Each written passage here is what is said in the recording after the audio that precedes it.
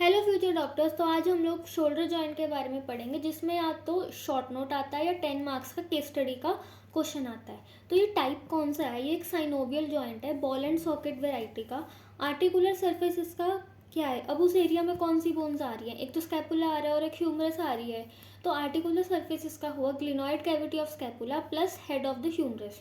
तो ये काफ़ी ज़्यादा वीक जॉइंट है। क्यों? क्योंकि जो ग्लिनॉइड कैविटी है स्कैपुला की वो बहुत ज़्यादा छोटी है ह्यूमरस के हेड को होल्ड करने के लिए। लेकिन यहाँ पे कुछ फैक्टर्स होते हैं जो इनकी स्टेबिलिटी को बना कर रखते हैं। कौन से? एक तो कोरेकोएक्रोमियल आर्क या सेकेंडरी सॉकेट, किसके लिए? ह्यूमरस के हेड के लिए। Musculotendinous cuff of the shoulder, glenoid labrum, क्यों? ग्लिनॉइड फोसा को डीप करने के लिए। और कुछ मसल्स भी होती हैं that are attaching humerus to pectoral girdle. These are long head of biceps brachii and long head of triceps brachii, और साथ में एटमॉस्फेरिक प्रेशर। अब यहाँ पे कुछ लिगामेंट्स भी आते हैं हमारे पास। तो पहला आता है कैप्सुलर लिगामेंट। ये क्या करता है? फ्री मूवमेंट्स अलाउ कर देता है और ये बहुत ज़्यादा लूज होता है।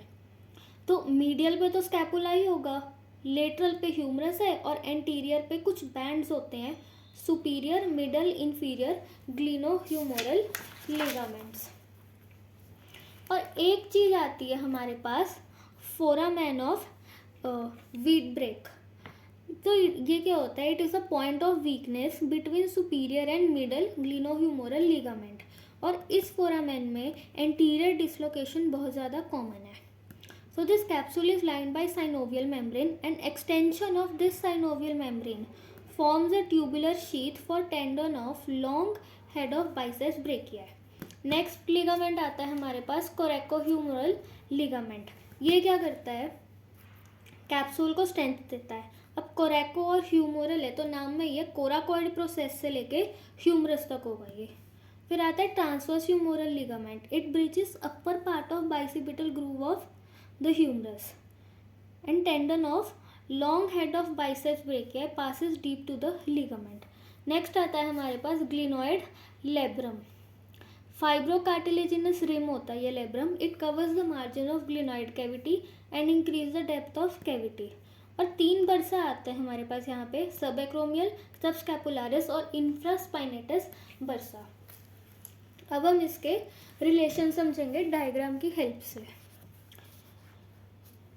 तो यहाँ पे सुपीरियर पे हमारे पास आता है सुप्रास्पाइनेटस, ये सब एक्रोमियल बर्सा और कोरेको एक्रोमियल लिगामेंट। इंफीरियर पे हमारे पास आ रहा है long head of triceps, axillary nerve and posterior circumflex femoral artery. Anterior पे हमारे पास आ रहा है सबस्कैपुलारिस, बाइसेप्स एंड कोरेकोब्रैकियालिस, और ये हमारे डेल्टॉइड के एंटीरियर फाइबर है। पोस्टीरियर पे posterior fibre of deltoid, infraspinatus और टेरिस माइनर। तो ये हो गए हमारे रिलेशंस।